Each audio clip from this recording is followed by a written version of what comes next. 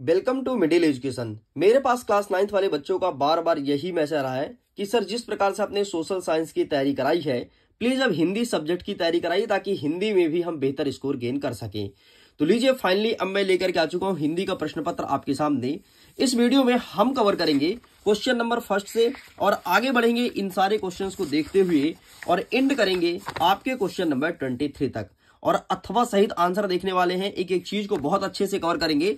हम देखेंगे कि हिंदी के पेपर में किस प्रकार से क्वेश्चंस रखे गए हैं एंड उनका सही आंसर क्या होगा।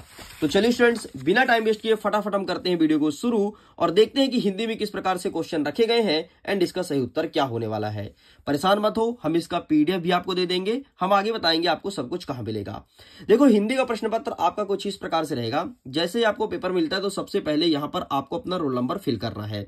इसके बाद देखिए, यहाँ पर स्पष्ट रूप से लिखा है कक्षा 9वीं अर्धवार्षिक परीक्षा वर्ष 2025-26 हिंदी विषय का ये पेपर होना है। अगर आप हिंदी मीडियम के हैं, इंग्लिश मीडियम के हैं, दोनों के लिए इंपॉर्टेंट है। अगर मैं हिंदी के पेपर की बात करूं तो 75 नंबर का हमारा पेपर रहेगा और समय हमें 3 घंटे दिए जाएंगे। टोटल हमारे एग्जाम में 23 प्रश्न देखने को मिलेगा।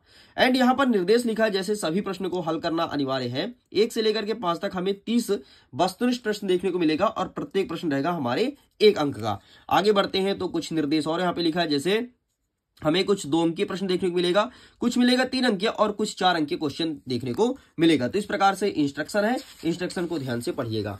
यहां से हमारे क्वेश्चन स्टार्ट होते हैं। अब चलिए स्टूडेंट्स, हम फटाफट अपने सारे क्वेश्चंस को देखते हैं और देखते हैं कि क्या होगा इसका सही आंसर। हमारा पहला नंबर कह रहा है कि सही विकल्प को चुन करके लिखो। इसमें पहला नंबर कह रहा है कि कबीर दास की रचना है साकेत, बीजक, कुरुक्षेत्र, यामा। तो इसका सही आंसर हमें लगाना है ऑप्शन नंबर बा, बीजक इज करेक्ट आंसर, यही है इनकी रचना। नेक्स्ट कह रहा है कि छायावाद के प्रमुख कवि हैं। छायावाद के कितने कवि प्रमुख माने गए हैं? तो यहाँ पर छायावाद के 4 कवि प्रमुख हैं। ठीक है, वैसे अगर इन चारों में से एक की बात करूं तो जयशंकर प्रसाद और बड़े हैं, लेकिन यहाँ पर आपको 4 लिखना है। नेक्स्ट कह रहा है कामयानी क्या है? क्या कामयानी क्या खंड काव्य है, महाकाव्य है, मुक्तक काव्य है? इनमें से कोई नहीं। तो इसका सही आंसर हमें लगाना है कामयानी है आपका महाकाव्य, अर्थात ऑप्शन नंबर बा सही उत्तर हो जाएगा। नेक्स्ट कह रहा है विभावानुभाव संचारी संयोग दशा निष्पत्ति, यह सूत्र किसका है? तो यहां पर आपको सही उत्तर लिखना है ऑप्शन नंबर बा, भरत मुनि का करेक्ट आंसर। ये सूत्र भरत मुनि ने दिया है और किसके लिए दिया है? तो रस के लिए दिया है। आगे कहता है नेक्स्ट हमारा प्रश्न नंबर 5, जहां किसी शब्द की आवृत्ति 1 से अधिक बार हो परंतु हर बार उसका भिन्न अर्थ हो, वह कौन सा अलंकार होता है? तो वहां कहते हैं यमक अलंकार, है ना। मतलब शब्द एक बार आए, एक या एक से अधिक बार आए लेकिन उसका अर्थ हर बार अलग अलग हो, वहां पर यमक अलंकार हो जाएगा। नेक्स्ट क्वेश्चन हमारा कह रहा है 6वां नंबर, किसी भी बात पर अतिरिक्त बल देने के लिए जिन शब्दों का प्रयोग करते हैं उसे क्या कहते हैं? तो उसे कहते हैं निपात शब्द, अर्थात ऑप्शन नंबर सा आपका सही उत्तर हो जाएगा। आगे बढ़ते हैं प्रश्न क्रमांक 2 की तरफ, जिसमें कह रहा है रिक्त स्थान की पूर्ति करो। पहला नंबर कहता है कि लेखिका महादेवी वर्मा के बाबा फारसी और डैश डैश डैश भाषा के जानकार हैं। तो इनके बाबा जो थे फारसी और उर्दू भाषा के जानकार हैं, तो यहाँ पर आपको उर्दू लिखना है। नेक्स्ट कह रहा है कि संचारी भाव की संख्या कितनी होती है? तो 33 होती है। नेक्स्ट कह रहा है कि सच्चे प्रेमी को जब प्रेमी मिल जाती है तो सब विष क्या हो जाता है? तो सब विष अमृत हो जाता है, तो यहाँ पर आपको अमृत लिखना है। एंड चौथा नंबर कह रहा है कि महाकाव्य में जीवन का कैसा चित्रण होता है? तो संपूर्ण चित्रण होता है या फिर समग्र चित्रण होता है, ये चीज हमें लिखना था। तो इस प्रकार से यहां तक होता है कंप्लीट। आगे बढ़ते हैं, हमारा नेक्स्ट 5वां नंबर कह रहा है कि पात्रों के संवाद से प्रस्तुत रचना क्या कहलाती है? तो इसे कहते हैं संवाद लेखन। क्या लिखते हैं? संवाद लेखन। तो यहां पर लिखना है संवाद और ये कर देना है लेखन।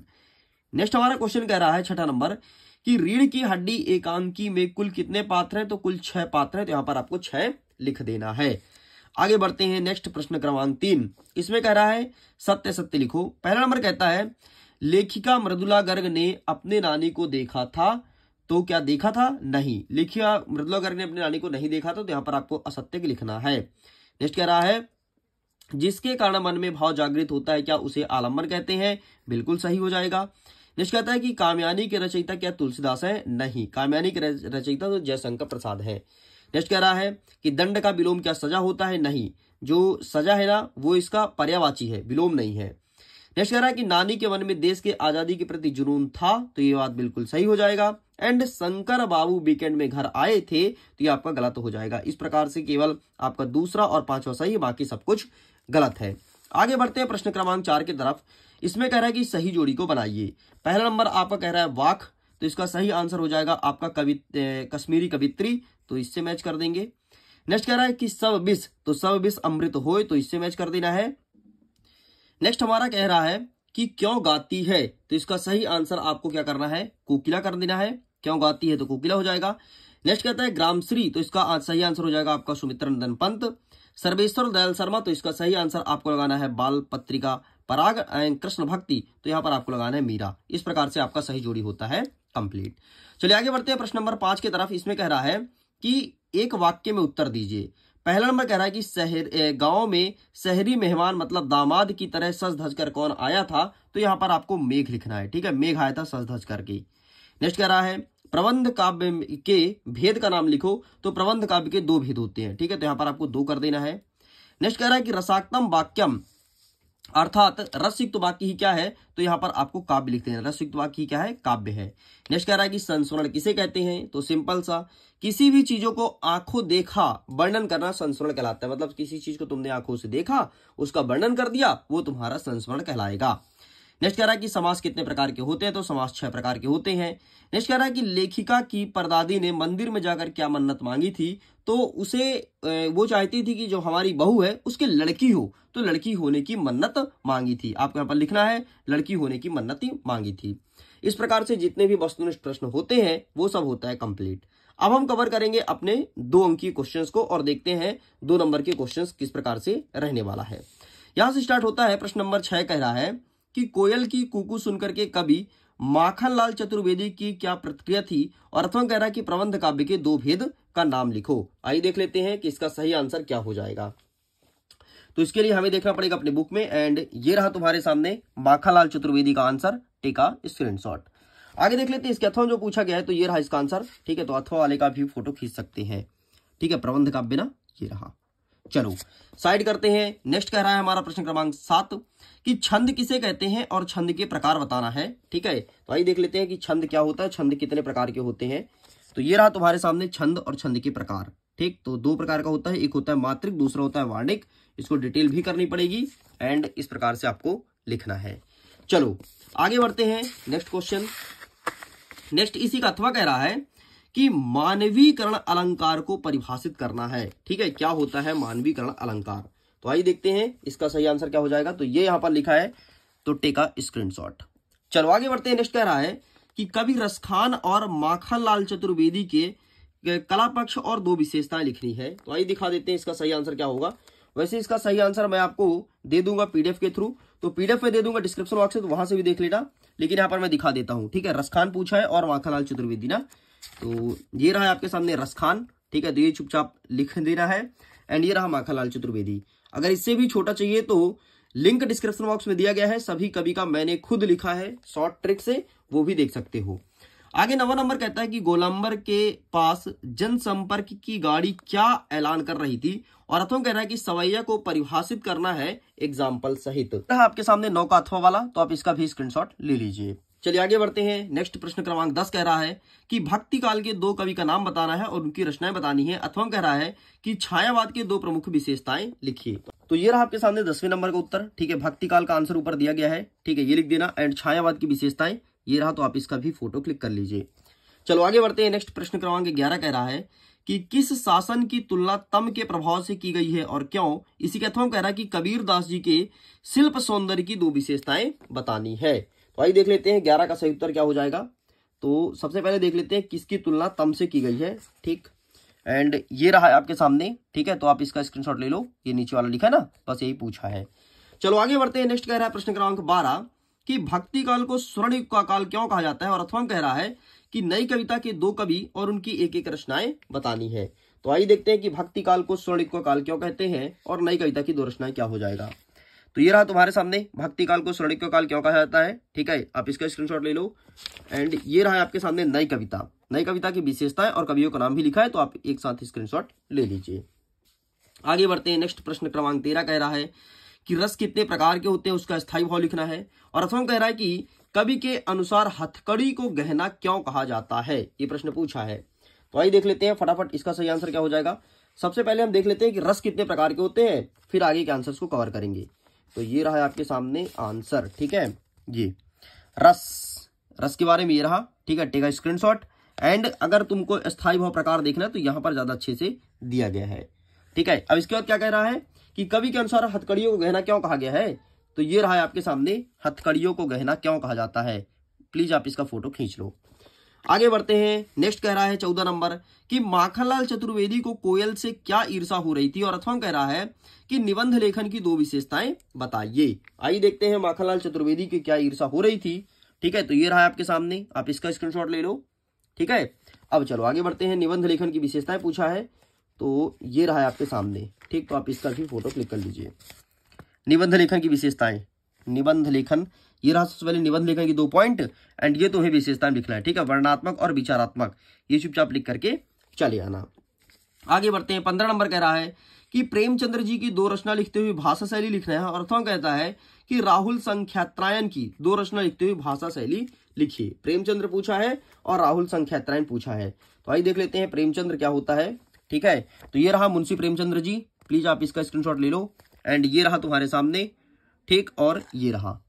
इसके बाद आपको लिखना है राहुल संख्यात्रायण, ठीक है, ये लिख दीजिएगा। एंड आगे बढ़ते हैं, तो ये रहा है आपके सामने, इसका भी स्क्रीनशॉट ले लीजिए। चलो आगे बढ़ते हैं, नेक्स्ट कह रहा है प्रश्न क्रमांक 16 कि यमक अलंकार का परिभाषा लिखना है उदाहरण सहित, और अथवा कह रहा है लेखक ने तिब्बत की यात्रा किस देश में की, लिखिए। तो लेखक ने तिब्बत की यात्रा नेपाल देश में की थी, तो सिंपल सा आपको यहाँ पर देश का नाम लिखना है नेपाल, ध्यान रखिएगा देश का नाम, ठीक। इस प्रकार से आपका यहाँ तक होता है कंप्लीट।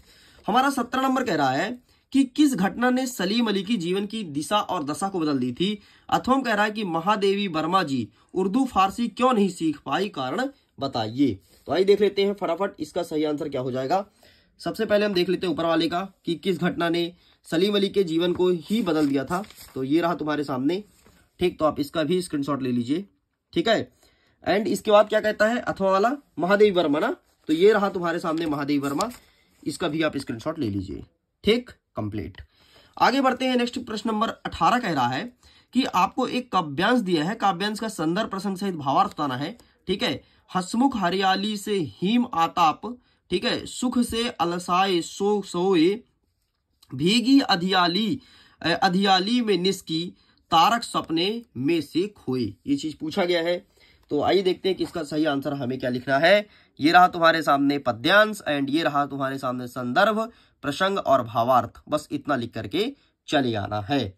आगे बढ़ते हैं, नेक्स्ट इसी के अथवा कह रहा है ऊंचे कुल का जामिए जे करनी ऊंच न होई, सुबरन कलश सुर भय साधु निंदा सोई, ये चीज पूछा गया है।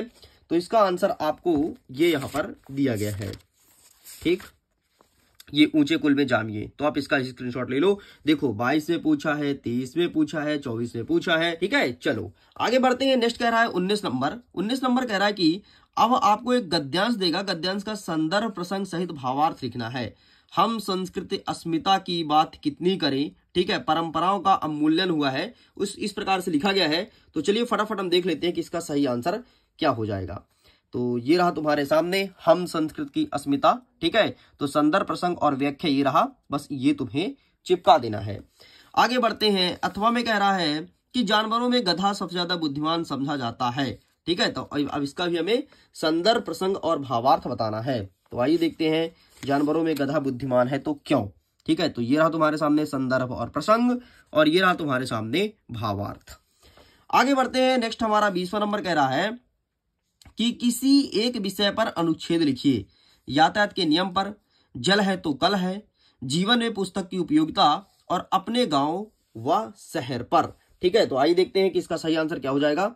तो ये रहा तुम्हारे सामने आंसर, टेक अ स्क्रीनशॉट, आप इसका भी फोटो ले सकते हैं, ठीक है। एकता वाला ना, तो एकता वाला ये रहा तुम्हारे सामने। और क्या क्या दिया, यातायात का नियम, तो यातायात भी दिखा देता हूं भाई। और क्या क्या दिया है, जल है तो कल है, ठीक है। तो सब चीज को दिखा देता हूं, ये देखो जल है तो कल है, बाकी यातायात हमारे बुक में नहीं है, ठीक है, आप अपने बुक से देख लीजिएगा।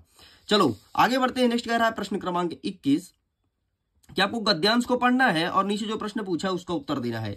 तो गद्यांश को देख लो कि इस प्रकार से है, ठीक है, और ये पूरा लिखा है गद्यांश। अब इसका यहां से क्वेश्चन स्टार्ट होता है।